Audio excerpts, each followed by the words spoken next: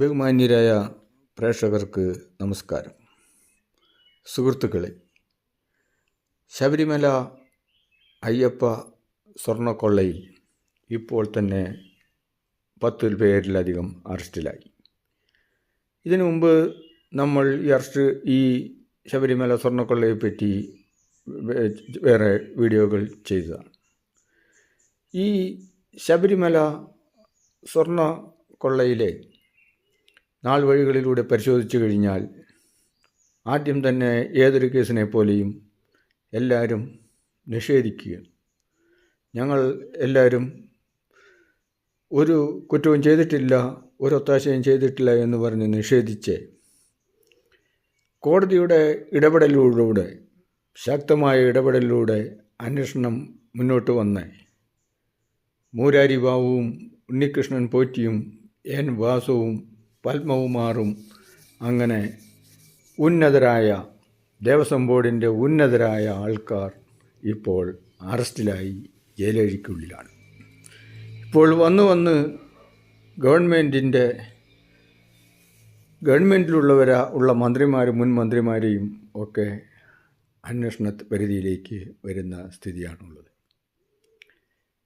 വിശ്വാസികളെയും വിശ്വാസത്തിനെയും വഞ്ചിച്ച് സ്വർണവും മുതലും തട്ടിയെടുത്ത് ഇത് അന്താരാഷ്ട്ര മഫിയായിക്ക് വിറ്റോ അതെയോ ഉരുക്കി വിറ്റോ എങ്ങനെയാണ് എന്നുള്ളത് പോലും അറിയത്തില്ല.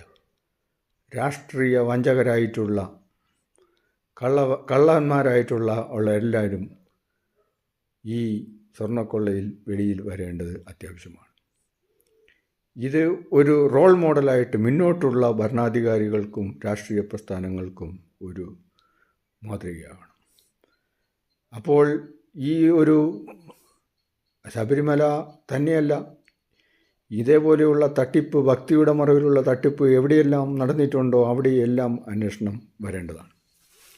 ഇത് യാദൃച്ഛികമായിട്ട് സംഭവിച്ച ഒരു അന്വേഷണമാണ്, അല്ലാണ്ട് ഗവൺമെൻറ് തലത്തിലോ മറ്റുള്ള പോലീസോ ഒന്നും പോയി എടുത്ത അന്വേഷണമൊന്നുമല്ല. കോടതിക്ക് സംശയം തോന്നി, കോടതി ഇടപെട്ടുകൊണ്ടാണ് ഈ അന്വേഷണം ഇപ്പോൾ ഇവിടം വരെയെങ്കിലും ആയത്. എന്നാലും എന്താകും അന്വേഷണ റിപ്പോർട്ട്, എല്ലാ ഗൂഢാലോചനക്കാരും പുറത്തു വരുമോ എന്നുള്ളത് കാണേണ്ടിയിരിക്കുന്നു.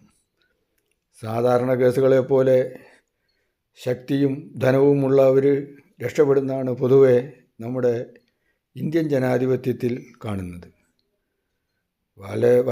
പലരും അങ്ങനെ ഒരുപാട് രക്ഷപ്പെട്ടിട്ടുണ്ട്. എന്തായാലും കോടതിക്കും ഒരു അയ്യപ്പ വിശ്വാസം ഉള്ളതുപോലെ തോന്നുന്നു. അങ്ങനെയാണെങ്കിൽ ഈ പ്രതികൾ അറസ്റ്റിലാകാനും ആ കൊള്ള മുതലുകൾ തിരിച്ചു പിടിക്കാനും ഇടവരുമെന്ന് നമുക്ക് കരുതാം. ഇതിലെ ഉണ്ണികൃഷ്ണൻ പോറ്റിയായിട്ടുള്ള ബന്ധം ആണ് ഇപ്പോൾ പ്രധാനമായും ചർച്ച ചെയ്യുന്നത്. മുൻ ദേവസ്വം ബോർഡ് സെക്രട്ടറി, അതേപോലെ ദേവസ്വം കമ്മീഷണർമാർ, ഇങ്ങനെ മാർഗദീപമായിട്ട് ഭക്തി വിശ്വാസത്തിൻ്റെ മാർഗദീപമായി വിലസേണ്ട ആൾക്കാരാണിപ്പോൾ സ്വർണ്ണക്കൊള്ള ചെയ്ത് വിശ്വാസത്തെയും ആളുകളെയും പല തരത്തിൽ വഞ്ചിച്ചുകൊണ്ട് ഗൂഢാലോചന നടത്തി ഇപ്പോൾ ജയിലഴിക്കുള്ളിൽ 1 by 1 പോയിക്കൊണ്ടിരിക്കുന്നത്. ഗവൺമെൻറ് എന്ത് ചെയ്യണമെന്നറിയാതെ ചിന്താക്കുഴപ്പത്തിലാണ്. രാഷ്ട്രീയം ജനസേവനത്തിന് പകരം രാഷ്ട്രീയം മുതലെടുപ്പിന് വേണ്ടി നടത്തുന്ന രാഷ്ട്രീയ ബിസിനസ്സിനൊരു ഉദാഹരണം കൂടിയാണ് ഈ സംഭവ വികാസങ്ങൾ. ഒരു രാഷ്ട്രീയ പാർട്ടിയല്ല, രാഷ്ട്രീയം ജനസേവനത്തിനെന്നുള്ള എഴുത്തൊക്കെ പറഞ്ഞ് സത്യമേവേ ജയത എന്ന് പറയുന്നതിന് കള്ളമേവേ ജയത, കള്ളവും കൊള്ളയും കക്കുക, മുക്കുക, നക്കുക എന്നുള്ള പോളിസിയിലേക്ക് രാഷ്ട്രീയ പ്രവർത്തനം അധപതിച്ചിരിക്കുന്നതിൻ്റേതായ ഒരു ചുരുക്കെഴുത്ത് പോലെയാണ് ഈ കാണുന്നത്. ഇത് രാജ്യ താല്പര്യത്തിനും അതേപോലെ അന്തർദേശീയ കൊള്ളയും കൂടി ആണോ എന്ന് കോടതി പോലും സംശയിക്കുന്നു. എന്തായാലും ഈ അന്വേഷണം ഫലപ്രദമായി SIT അന്വേഷിച്ച് ശരിക്കും ഇത് കേന്ദ്ര ഗവൺമെൻറ്റിൻ്റെ CBI കോടതിയുടെ മേൽനോട്ടത്തിലാണ് ഇത് അന്വേഷിക്കേണ്ടത്. കോടിക്കണക്കിന് ഭക്തജനങ്ങളുടെയും പാവങ്ങളുടെയും വിശ്വാസവും മുതലും ഊറ്റിയെടുത്ത് തട്ടിയെടുത്ത് വീതം വെച്ച് തിന്നുന്നിരിക്കുന്ന എല്ലാ കള്ളപ്രതികളും ജയിൽ അഴിക്കുള്ളിലാകൊണ്ടാണ് നിയമത്തിൻ്റെ മുന്നിൽ വരേണ്ടതാണ്. ഇതൊക്കെ ഇവരുടെയൊക്കെ സ്വത്ത് കണ്ടുകെട്ടുകയാണ് ആദ്യം ചെയ്യേണ്ടത്. കോടതികളാണെങ്കിലും നിയമസ്ഥാപനങ്ങളാണെങ്കിലും ഈ ഭൂമിയിൽ മനുഷ്യജന്മം എടുത്തിട്ട് മനുഷ്യജന്മം സ്വാർത്ഥ താല്പര്യത്തിനും, അതായത് സ്വാർത്ഥ താല്പര്യത്തിനും മറ്റുള്ള കാര്യങ്ങൾക്കും വിനിയോഗിക്കാതെ സാമൂഹിക നന്മയ്ക്ക് വേണ്ടി, അല്ലെങ്കിൽ ഒരു വിദ്യാഭ്യാസ സമ്പന്നരും ഉന്നതരുമായിട്ടുള്ള ആൾക്കാർ, വിദ്യാഭ്യാസം എന്ന് പറയുന്നത് ധർമാന്വേഷണമാണ്. ഇത് നേരെ തിരിച്ചാണ് ഇവിടെ ഇപ്പോൾ നടക്കുന്നത്. ഉന്നതരായ വ്യക്തികൾക്കൊരു ധർമ്മവും ഇല്ല, അന്വേഷണവും ഇല്ല, വെറും അധർമ്മവും കള്ളവും വഞ്ചനവും മാത്രമായി കൊണ്ടിരിക്കുന്ന ഒരു കാലഘട്ടത്തിലൂടെയാണ് നമ്മൾ പോയിക്കൊണ്ടിരിക്കുന്നത്. അതിഭയങ്കരമായ രാഷ്ട്രീയവൽക്കരണം യുവജനതയെയും മറ്റുള്ള ആളുകളെയും അതിൻ്റെ സാമാന്യബോധത്തിൽ നിന്ന് ധർമ്മത്തിലേക്ക്, സത്യത്തിലേക്കുള്ള അന്വേഷണത്തിൽ നിന്ന് വ്യതിചലിച്ച് അക്രമത്തിലും അഴിമതിയിലും കള്ളത്തിലും മോഷണത്തിലും രാജ്യം വിടുന്നതിലും മൈഗ്രേഷനിലും കൊള്ളയിലും ഒക്കെ ചെന്ന് അവസാനിക്കും. ഇതിനൊരു മാറ്റം വരണം. അതിനാൽ വേറെ സിസ്റ്റമൊന്നും പെട്ടെന്ന് മാറുമെന്നൊന്നും നമുക്ക് വിചാരിക്കാൻ പറ്റുകയില്ല. സത്യസന്ധമായി കോടതികൾക്ക് മാത്രമേ ഇതിൽ ഇടപെടാൻ പറ്റുകയുള്ളൂ. അങ്ങനെ കോടതിയുടെ മേൽനോട്ടത്തിൽ, ശരിക്കും സുപ്രീം കോടതിയുടെ മേൽനോട്ടത്തിൽ CBI ആണ് ഈ കേസ് അന്വേഷിച്ച് എല്ലാ കള്ളന്മാരെയും ഇതിന് സഹകരിച്ചവരെയെല്ലാം നിയമത്തിൻ്റെ വഴിക്ക് വന്ന് അവരുടെയും അവരുടെ കുടുംബത്തിൻ്റെയും സ്വത്തുകൾ കണ്ടുകെട്ടേണ്ടതാണ്. എങ്കിൽ മാത്രമേ ഈ അയ്യപ്പ ഭക്തന്മാർക്ക് കുറച്ചെങ്കിലും അവർക്ക് ഒരു നീതി ലഭിക്കുകയുള്ളൂ. ആയിരക്കണക്കിന് വർഷങ്ങളായിട്ട് ഉള്ള ആചാര വിചാര സങ്കല്പങ്ങളെ തകിടം മറിച്ചുകൊണ്ട് കൊള്ളത്തരങ്ങളും നടത്തി സ്വാർത്ഥ താല്പര്യങ്ങൾക്ക് വേണ്ടി വിനിയോഗിക്കുന്ന ഈ മാതിരിയുള്ളതായിട്ടുള്ള അസാന്മാർഗിക പ്രവർത്തികൾ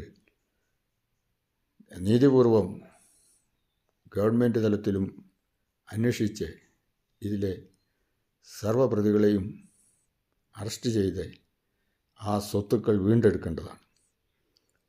പൊതുജന നന്മയ്ക്ക് വേണ്ടി ഉപയോഗിക്കേണ്ട സ്വത്തുക്കൾ സ്വാർത്ഥ താല്പര്യത്തിന് വേണ്ടി വിനിയോഗിച്ച് സ്വാർത്ഥതയ്ക്ക് വേണ്ടി തികച്ചും ദേശദ്രോഹപരമായ ഒരു കുറ്റകൃത്യമാണ് ഇവിടെ നടന്നിരിക്കുന്നത്. നാൾ വഴിയിലൂടെ സഞ്ചരിക്കുമ്പോൾ ഓരോന്നോരോന്നായി വെളിയിൽ വരുന്നുണ്ട്. അതൊരു ആശ്വാസകരമായ കാര്യമാണ്. ഇത്രയും പ്രമുഖരായ വ്യക്തികൾ ഇങ്ങനെ SITയുടെ അന്വേഷണത്തിൽ അറസ്റ്റിലായി ജയിലിൽ പോകേണ്ടി വരുന്നത് കാണുമ്പോൾ എത്രയോ സാധാരണക്കാർ ജീവിക്കാൻ നിവൃത്തിയില്ലാതെ, വീടും താമസ സ്ഥലവുമില്ലാതെ സത്യസന്ധരായി ജീവിക്കുന്ന ആൾക്കാർ എന്താണ് വിചാരിക്കുക? ഇങ്ങനെയുള്ളതായിട്ടുള്ള ഈ ദരിദ്രമായ രാജ്യത്ത് ഈ മാതിരി ഒരു കൂട്ടർ മാത്രം കൊള്ളയടിച്ച് അതിസമ്പന്നരാകുമ്പോൾ മറ്റുള്ള ആളുകൾക്ക്, പാവപ്പെട്ടവർക്ക് ജീവിക്കാൻ യാതൊരു വഴിയുമില്ലാതെ കൃഷി ചെയ്യുവാനോ വന്യമൃഗങ്ങളും അതുപോലെയുള്ള എന്തെങ്കിലും കൃഷി ചെയ്ത് ജീവിക്കുവാനോ എന്തെങ്കിലും തൊഴിലോ പാർപ്പിടമോ കുടിവെള്ളമോ നല്ല റോഡോ വസ്ത്രമോ ഒന്നുമില്ലാതെ ഇവരെയൊക്കെ തള്ളി വിട്ടിച്ചിട്ട് കാപടതയുടെയും മോഷണത്തിൻ്റെയും തട്ടിപ്പിൻ്റെയും വെട്ടിപ്പിൻ്റെയും പറഞ്ഞ് ആളുകളെ ജാതി, മതം, രാഷ്ട്രീയം, അധികാരം എല്ലാം പറഞ്ഞ് ലോകം മുഴുവനും അസാന്മാർഗതയുടെ അല്ലെങ്കിൽ സമാധാനമില്ലായ്മയുടെ പാതയിലൂടെ മൊത്തത്തിൽ നടത്തുന്നു. ഇതാണ് ഇപ്പോൾ കാണുന്ന അത്യാധുനിക ലോകം. ഇത് ഇന്ത്യയിൽ മാത്രമല്ല വിദേശങ്ങളിലും ഇത് തന്നെയാണ് സംഭവിക്കുന്നത്. ഡ്രഗിനും കൊള്ളയ്ക്കും കൊലപാതകത്തിനും ഭീകരവാഴ്ചയ്ക്കും ഗുണ്ടായുസത്തിനും കൂടെ കൂട്ടുപിടിച്ചുകൊണ്ട് ആളുകൾ ഇത്തരത്തിൽ സാമൂഹിക നീതിക്കെതിരെ പ്രവർത്തിക്കുന്നത് വളരെ ലജ്ജാകരമായിട്ടാണ് ഈ നൂറ്റാണ്ടിൽ ഇപ്പോൾ കാണപ്പെടുന്നത്. എല്ലായിടത്തും വർത്തമാനം വേറെയും പ്രവർത്തനം വേറെയുമായിട്ടാണ് കാണുന്നത്. നമ്മുടെ വിദ്യാഭ്യാസത്തിൻ്റെ ലക്ഷ്യം തന്നെ ധർമ്മം, സത്യത്തിലേക്കുള്ള പാത കണ്ടെത്തുക എന്നുള്ളതാണ്. എല്ലാ രീതിയിലുമുള്ള സത്യത്തിലേക്കുള്ള പാത കണ്ടെത്തുക എന്നുള്ളത്. അതിന് പകരമായിട്ട് അക്രമത്തിലേക്കും അഴിമതിയിലേക്കും കൊള്ളയിലേക്കും ലീഡ് ചെയ്യുന്നതായ ഈ പ്രവണത വേരോടെ പിഴുതു കളയാനിപ്പോൾ കുറച്ചെങ്കിലും കോടതികൾക്ക് മാത്രമേ കഴിയുള്ളൂ. നിയമവ്യവസ്ഥയിലും നമുക്ക് വിശ്വസിക്കാം. ഇതാണ് സ്ഥിതി. ഇതിനൊരു മാറ്റം വരുമെന്ന് നമുക്ക് കരുതാം. പ്രത്യേകിച്ച് നേതാക്കൾ, ജനത്തിലെ പ്രധാനപ്പെട്ട റോൾ മോഡലാകേണ്ട, മാതൃകാ പുരുഷന്മാരാകേണ്ട ആൾക്കാർ അതിനുവേണ്ടി പ്രവർത്തിക്കും. അവരുടെ വീഴ്ച വരികയില്ല എന്ന് നമ്മൾക്ക് കരുതാം. അതിനുവേണ്ടി നമ്മൾക്ക് പ്രവർത്തിക്കാം. യുവജനങ്ങൾക്കും അതുപോലെ മറ്റുള്ളവർക്കും ഇങ്ങനെയുള്ളതായ കാര്യങ്ങളിൽ ലീഡ് ചെയ്യാതെ ഇപ്പോൾ നമ്മളുടെ സ്ഥിതി കാണുന്നതാണ്. രാജ്യം വിട്ടോടുകയാണ് യുവജനങ്ങൾ. എത്രയോ ലക്ഷക്കണക്കിന് യുവജനങ്ങൾ രാജ്യത്തെ നിയമവ്യവസ്ഥയും ജനാധിപത്യത്തെയും അല്ലെങ്കിൽ രാജ്യവ്യവസ്ഥയും ഈ വിശ്വാസമില്ലാതെയാണ് ആളുകൾ വിദേശത്തേക്ക് ഒഴുകിക്കൊണ്ടിരിക്കുന്നത്. ഇവിടുന്ന് പഠിച്ചു പോയത് അവിടെയും പോയി ആവർത്തിച്ച് അവിടുന്ന് ഇപ്പോൾ തിരിച്ചോടിക്കുന്ന സ്ഥിതിയാണ്. അപ്പോൾ എവിടെയും വിശ്വസ്തതയും സത്യവും ധർമ്മവും നേർവഴിയുമേ വിജയിക്കുള്ളൂ. അല്ലാതെ എവിടെ പോയാലും അവരാരും ശാശ്വതമായി ഒരിക്കലും വിജയത്തിലേക്ക് വരികയില്ല. നമ്മുടെ പ്രവർത്തന രീതിയും ചിന്താരീതിയും വളരെയധികം മാറ്റേണ്ടതുണ്ട്. അങ്ങനെയാണെങ്കിൽ മാത്രമേ നമ്മളുടെ ജനത നന്നാകുകയുള്ളൂ.